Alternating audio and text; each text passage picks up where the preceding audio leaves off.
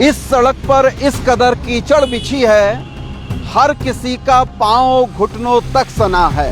वो कीचड़ है कमीशन खोरी की, वो कीचड़ है नियम विरुद्ध काम करने की, वो कीचड़ है नेतागिरी चमकाने की, वो कीचड़ है झूठा श्रेय लेने की, वो कीचड़ है सरकारी पैसे के बंदरबाट की, वो कीचड़ बिछी है झूठा श्रेय लेकर अपनी नेतागिरी, अपने सफेद पोसों को चमकाने की।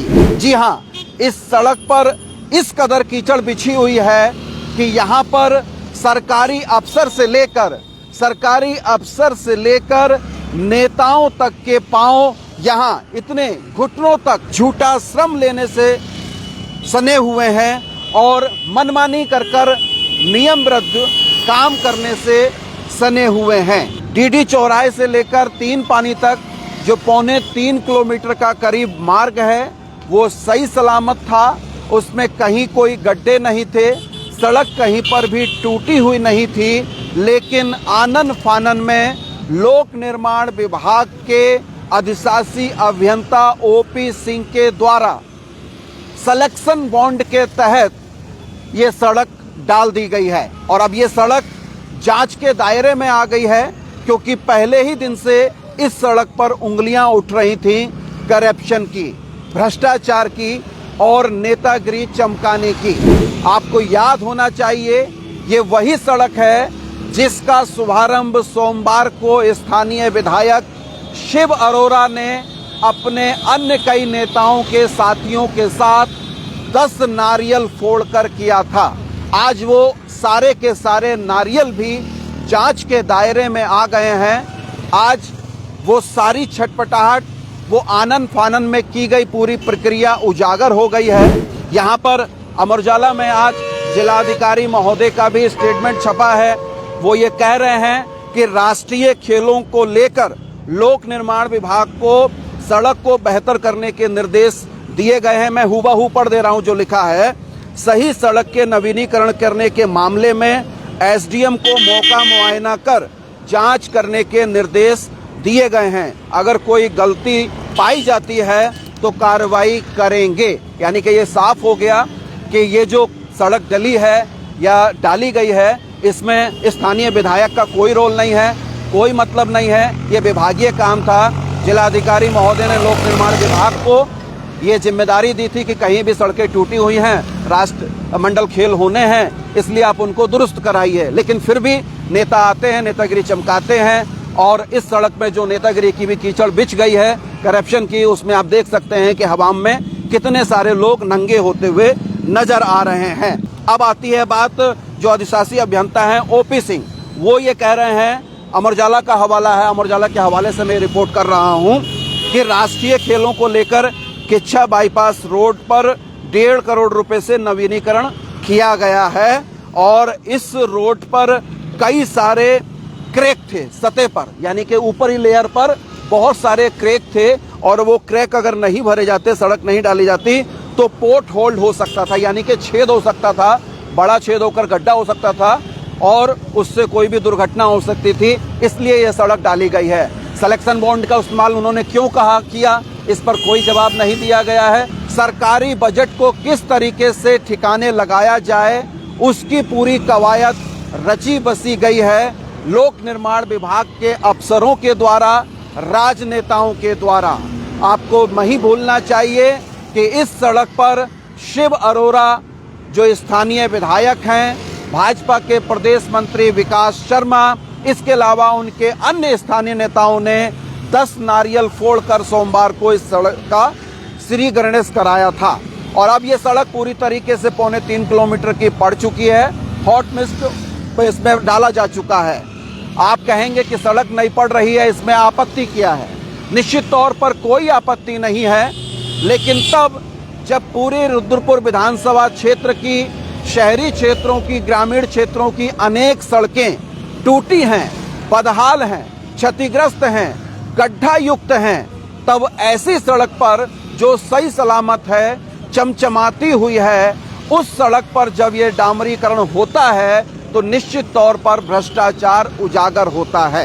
ये सड़क 2020-21 में इसका नवीनीकरण हुआ था, यानी कि नए सिरे से ये बनी थी। और इसमें जो सबसे बड़ा करप्शन है, सबसे बड़ा घोटाला है, वो ये है कि जो राष्ट्रमंडल खेल होने हैं फरवरी में प्रस्तावित हैं 2025 में, उसके मद्देनजर ये एक मुहिम जिलाधिकारी महोदय की ओर से था कि जो सड़कें क्षतिग्रस्त हैं, महत्वपूर्ण सड़कें हैं जिनसे आवागमन होना है, उनको ठीक किया जाए। आनंद फानंद में लोक निर्माण विभाग के द्वारा इस सड़क पर 1.5 करोड़ रुपए खपा दिए गए और माननीय विधायक शिव अरोड़ा जी और अन्य नेता आते हैं और यहाँ 10 नारियल फोड़कर चले जाते हैं। मैंने उस दिन भी सवाल खड़ा किया था कि विधायक जी का इसमें क्या रोल है, विधायक जी की इसमें क्या भूमिका है, आखिर 10-10 नारियल क्यों फोड़े गए? ना तो ये विधायक निधि से काम हो रहा था, ना उनकी संस्तुति से ये काम हो रहा था।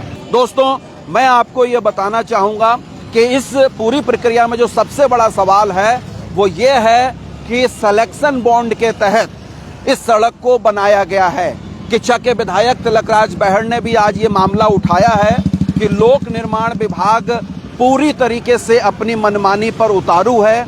जो अधिशासी अभियंता हैं ओपी सिंह जी, लग रहा है कि उनके घर की खेती है, उनके घर के कानून काम कर रहे हैं। आपको सबसे पहले समझना होगा कि सिलेक्शन बॉन्ड आखिर होता क्या है। ये आमतौर पर समझ में आने वाली चीज नहीं है।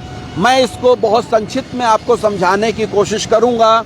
जैसे मान लीजिए ये सड़क बननी है और इस सड़क को बनाने के लिए टेंडर प्रक्रिया होती है, उसकी एक निश्चित अवधि होती है और जो विभाग में पंजीकृत ठेकेदार होते हैं वो उसमें रजिस्ट्रेशन कराते हैं और उस टेंडर प्रक्रिया में भाग लेते हैं। यानी कि वो सड़क 100 रुपए में बनाएंगे, 2 रुपए में बनाएंगे, कितने में बनाएंगे, ये सड़क की एक मूल्य निर्धारित होता है और जिसका सबसे कम मूल्य होता है उसको टेंडर प्रक्रिया के तहत ठेका मिल जाता है। आमतौर पर यही प्रक्रिया अपनाई जाती है। इस प्रक्रिया में हफ्ता भर, 10 दिन, 15 दिन का समय होता है, लेकिन इसमें टेंडर प्रक्रिया नहीं अपनाई गई है। यही सबसे बड़ा घोटाला है, यही सबसे बड़ा भ्रष्टाचार है, यही सबसे बड़ी कमीशनखोरी है। आखिर समय अवधि थी, सब कुछ था, तो इस पर टेंडर प्रक्रिया क्यों नहीं अपनाई गई? तिलकराज बहड़ किच्छा विधायक ने यह सवाल उठाया है और उन्होंने कहा कि वो मुख्य सचिव से और लोक निर्माण विभाग के देहरादून में बैठे अधिकारियों के सामने भी इस मामले को उठाएंगे। अब सिलेक्शन बॉन्ड क्या होता है, दर्शकों ये जानना जरूरी है। कहीं पर भी कोई इमरजेंसी काम है और वो तत्काल होना जरूरी है, नहीं तो उससे बहुत सारी चीजें रुक जाएंगी, अवरुद्ध हो जाएगा। ऐसे में अधिशासी अभियंता के पास एक वीटो पावर होती है, एक ताकत है, एक कानून की धारा है कि आप सिलेक्शन बॉन्ड यानी कि जो ठेकेदार आपके यहाँ पंजीकृत हैं उनमें से किसी एक ठेकेदार को आप वो काम करने के लिए दे दें। लेकिन ये सिर्फ और सिर्फ इमरजेंसी पीरियड में होता है। यानी कि मान लीजिए ये सड़क अचानक से यहाँ पर टूट जाए, गड्ढा हो जाए और आवाजाही बहुत ज़्यादा है और इसको तुरंत भरा जाना है, तो सिलेक्शन बॉन्ड के तहत किसी ठेकेदार को काम देकर तुरंत करा लिया जाएगा।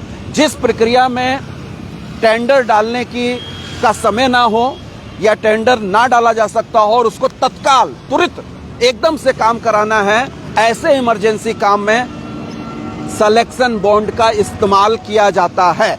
लेकिन यहाँ पर समय भी था, पूरी प्रक्रिया को अंजाम दिया जा सकता था, लेकिन इतनी महत्वपूर्ण सड़क, इसके लिए कोई विज्ञप्ति नहीं निकाली गई, कोई टेंडर प्रक्रिया को नहीं अपनाया गया और इसमें कहीं ना कहीं गंध ये भी निकल कर आ रही है कि ऐसा सिलेक्शन बॉन्ड का जब काम होता है तो कहीं ना कहीं अफसरों पर दबाव होता है, राजनेताओं का, विधायक का, सांसद का, मंत्री का, सत्ता पक्ष का।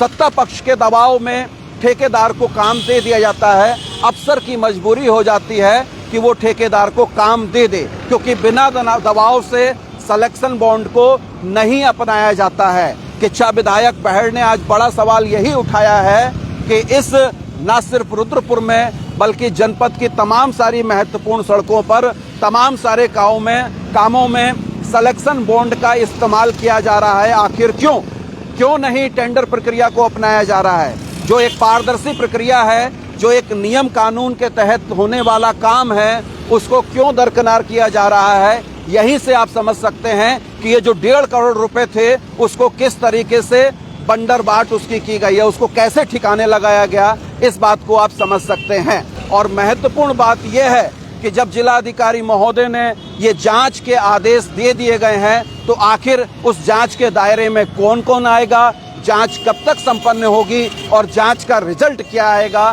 क्या बाकी सारे मसलों की तरह आपने देखा कि श्रम विभाग कार्यालय में नोटों की गड्डी मिली, एएलसी के दफ्तर से जांच हुई, जिलाधिकारी महोदय ने कहा, लेकिन जांच का रिजल्ट क्या आया वो आज तक नहीं बताया गया। क्या उसी तरीके से इस जांच की भी तीसरी हो जाएगी, ये देखने वाली बात है। बने रहिए अनसुनी आवाज के साथ।